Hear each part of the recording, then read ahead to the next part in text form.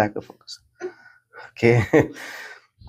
So you check your phone for 5 minutes and then you don't realize it's 45 minutes already. That's a very common thing.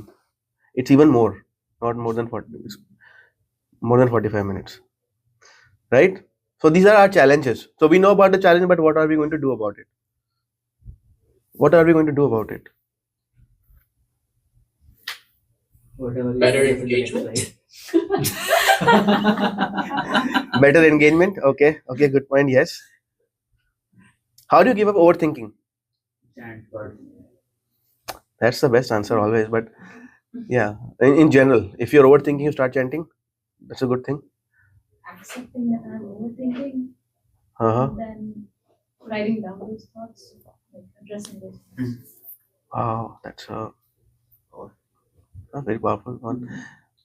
Anyone else? Yes. I noticed that like trying to explain the overthinking causes the overthinking. So you just have to like shut it there and then.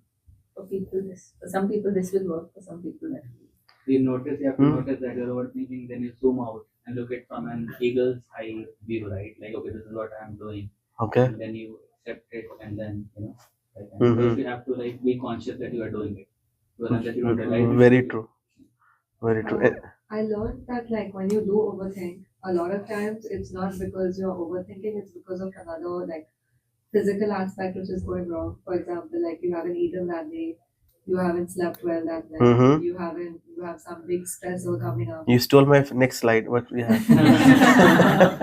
So assessing how your physical body is before thinking about your mental body is Very good point. important. And then doing that, and then the next thing should be focusing on that thing. So for example, for me, first I checked when was the last time I ate, what did I eat? Did I eat pasta or did I eat something with protein? Did I sleep?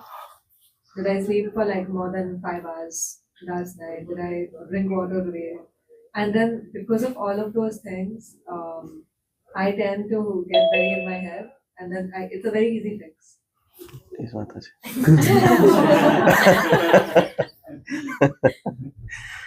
Okay, so next. Similar situation, Arjuna was also in Bhagavad Gita, right?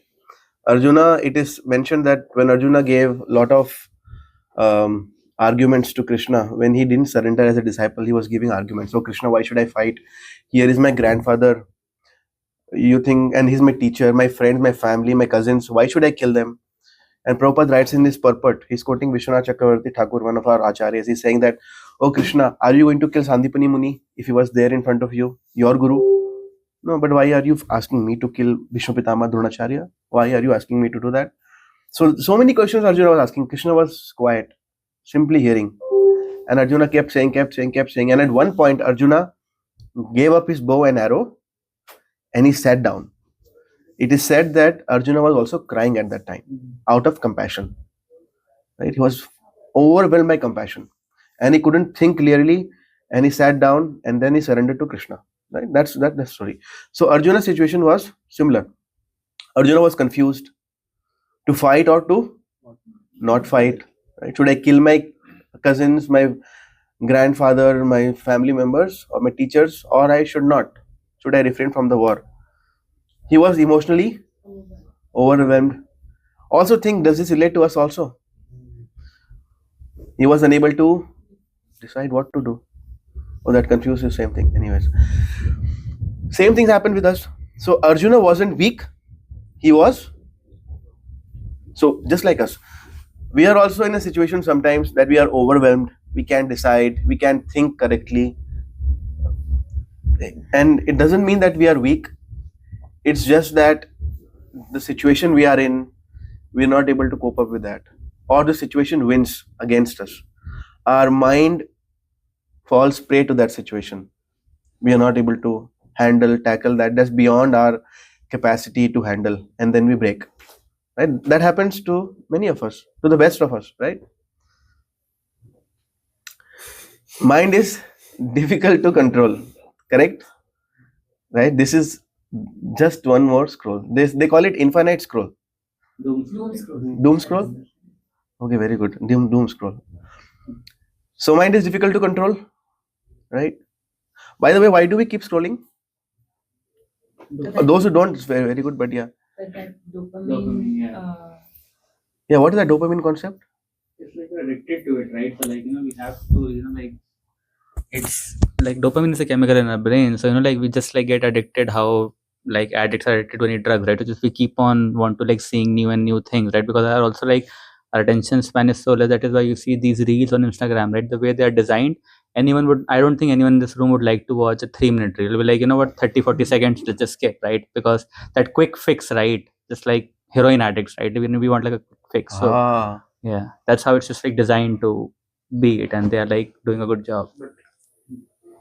Fear of missing out. Like, Hmm. I scroll a bit like what's going on in Tamil Nadu, what's going on in India, the elections are happening, what's going on.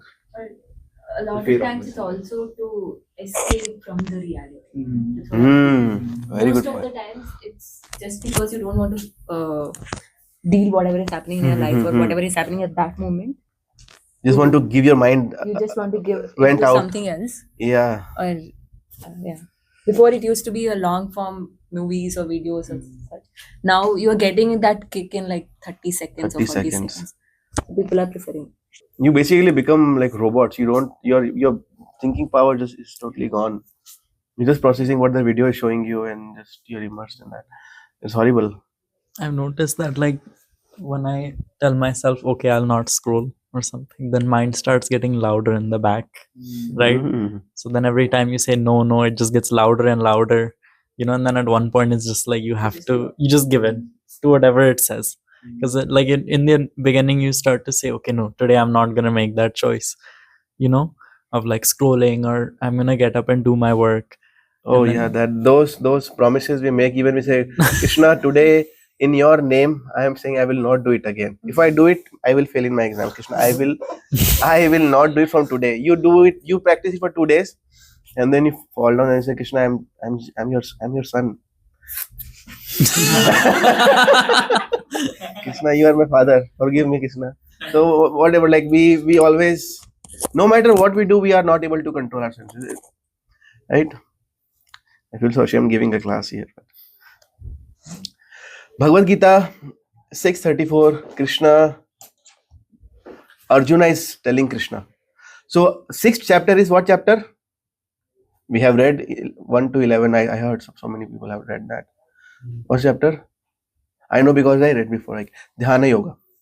6th chapter is Dhyana Yoga. Dhyana Yoga, Krishna is giving the way to do meditation. That's another way of approaching Krishna. This is one yoga, and the meditation process is very difficult. So you have to sit on kusha grass. The grass has to point north or east in one direction. It has to point in that direction, and you have to put a cloth. Then you have to put a deer skin, and then you have to sit, and you have to sit in a straight fashion. Most of us we sit like this, like semicolon, right? We have to sit straight. Huh?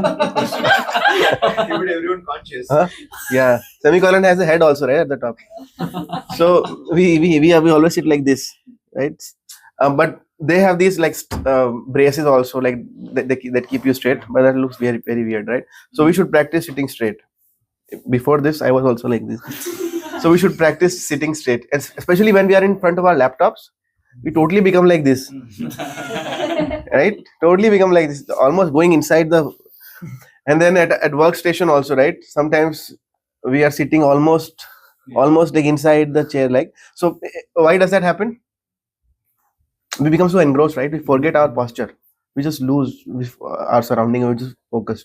But we should make this habit of trying to sit straight. So there in the Dhyana Yoga chapter, Krishna is explaining, do this and then control your senses, control your mind, then do pranayam, this and that, dhyana, dharana, then finally there's samadhi, right? And then Arjuna was hearing this instruction. Arjuna like, oh, that's very intense. So then he said, then Krishna, not possible for me. And then he says, what is that verse?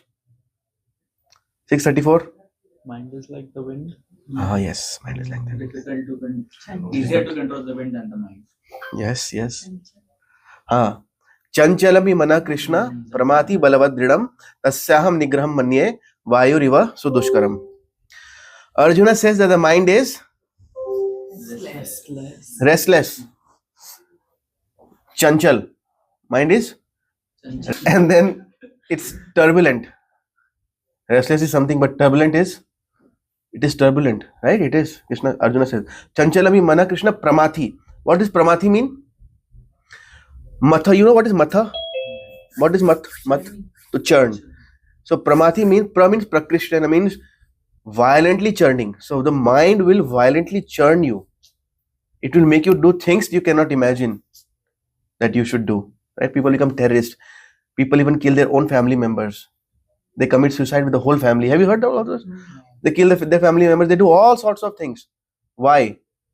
Because the mind churns them. They don't have any intelligence left. Right? In the purport of this, we'll discuss what Prabhupada says. It's obstinate. Right? You tell the mind, no more scrolling or some whatever. And the mind, does it listen? No, we listen to the mind. Right? So it's obstinate. Pramathi, balavad. Balavad means obstinate. Dhridam. Dhridam means very strong. The mind is very strong. You feel the mind is strong? Right? And then Arjuna says, "Oh Krishna, and to subdue it, I think is more difficult than controlling the wind." Can you control the wind? It's not possible.